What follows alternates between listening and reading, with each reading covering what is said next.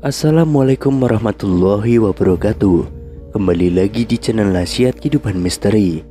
Pada video kali ini saya akan membahas tentang pemimpin Indonesia yang memiliki hubungan batin dengan Nyi Roro Kidul.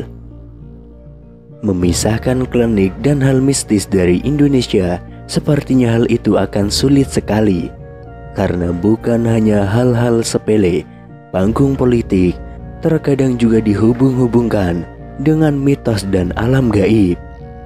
Ada pejabat yang memang mengakuinya dan secara terang-terangan menunjukkan hubungannya dengan alam gaib dalam bentuk benda-benda keramat, azimat, maupun dalam bentuk aktivitas spiritual dan pertapaan di tempat keramat. Ada juga tokoh-tokoh pemimpin Indonesia yang diduga memiliki hubungan batin dengan sosok mistis penguasa pantai selatan, yaitu Nyi Roro Kidul. Bahkan peristiwa pergantian kekuasaan seringkali juga dihubungkan dengan restu dari sang nyai. Lalu siapa sajakah pemimpin Indonesia yang konon memiliki hubungan batin dengan Nyi Roro Kidul? Yang pertama, Presiden Soekarno. Para tokoh supranatural banyak yang mengakui bahwa hampir semua penguasa Indonesia memiliki hubungan batin dengan sosok Nyi Roro Kidul. Tidak terkecuali Presiden pertama Indonesia, Soekarno. Sang proklamator Indonesia tersebut memang besar dengan budaya Jawa. Ia bahkan juga mempercayai ramalan-ramalan kuno seperti ramalan Prabu Jayabaya tentang datangnya bangsa asing berkulit kuning yang kemudian disamakan dengan kedatangan Jepang. Hubungan Soekarno dan Nyi Roro Kidul mulai menjadi perbincangan publik sejak lama. Apalagi saat Soekarno mencetuskan ide pembangunan Samudra Beach Hotel di Pelabuhan Ratu, Jawa Barat. Sebagian orang menilai keinginan Soekarno sebenarnya adalah membangun tempat untuk menjalin hubungan dengan Nyai Ratu. Menurut beberapa sumber, Soekarno memang kerap kali menyebutkan nama Nyi Roro Kidul di beberapa acaranya. Salah satunya pada pidato di Istana Merdeka yang berlangsung pada 17 Juni tahun 1959.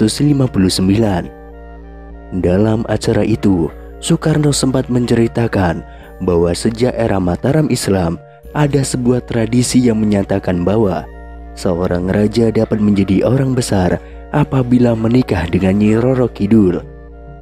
Lalu dalam acara Musyawarah Nasional Maritim yang digelar pada 23 September tahun 1963, nama Nyi Roro Kidul juga kembali disebut.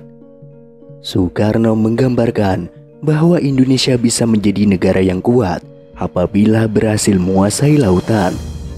Kepercayaan bangsa Indonesia bahwa seorang raja Indonesia hanyalah bisa kuat jikalau kawin dengan Nyi Roro Kidul. Lantas saya ceritakan itu sekedar satu simbolik.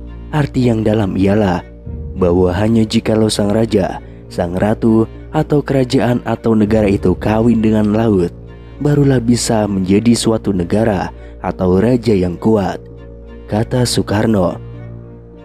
Perkataan-perkataan Soekarno ini pun membuat masyarakat menduga bahwa Soekarno telah melangsungkan pernikahan gaib dengan Nyi Roro Kidul. Dugaan masyarakat semakin mencuat setelah Soekarno mendirikan sebuah istana presiden di Sukabumi di bibir pantai Citepus, Jawa Barat pada tahun 1960. Istana presiden ini dinamai Pesanggerahan Tenjo Resmi. Selain itu, Soekarno juga membangun sebuah hotel yang lokasinya tidak jauh dari Pesanggerahan Tenjo Resmi. Hotel ini dikabarkan sebagai gerbang kerajaan sang ratu. Menurut kabar yang beredar, Soekarno kerap kali mengunjungi Nyi Roro Kidul di kamar hotel 308 hotel tersebut. Itulah mengapa Soekarno dipercaya pernah menikah dengan Nyi Roro Kidul. Berdasarkan mitos yang berkembang, rupanya bukan Soekarno saja yang dikabarkan pernah menikah dengan Nyi Roro Kidul. Yang kedua adalah Soeharto. Soeharto tidak bisa dilepaskan dari nilai-nilai filosofis budaya Jawa. Ia begitu kokoh memegang tradisi budaya Jawa. Banyak orang-orang di dekatnya yang mengatakan aktivitas spiritual seperti semedi dan puasa adalah hal yang biasa bagi penguasa Orde Baru ini. Kekuasaannya yang langgeng selama puluhan tahun bagi masyarakat yang kental dengan kepercayaan dan adat Jawa pasti dihubung-hubungkan dengan keberadaan Nyi Roro Kidul. Nyi Roro Kidul juga dianggap sebagai simbol yang menjaga keseimbangan Nusantara. Sesuai dengan Soeharto yang sangat kental dengan filosofis budaya Jawa, khususnya untuk hal keserasian antara manusia dan alam semesta. Kemudian yang ketiga, Sultan Hamengkubuwono IX. Sebelum para presiden Indonesia, para raja Jawa juga konon memiliki hubungan batin dengan Nyi Roro Kidul. Demi melanggengkan kekuasaan, para raja Jawa harus bersedia menjalin hubungan dengan Nyi Roro Kidul. Mitos yang berkembang di masyarakat menjelaskan bahwa Nyi Roro Kidul sangat erat kaitannya dengan para pendiri Mataram. Konon, hubungan tersebut diteruskan pada para keturunannya hingga sampai saat ini.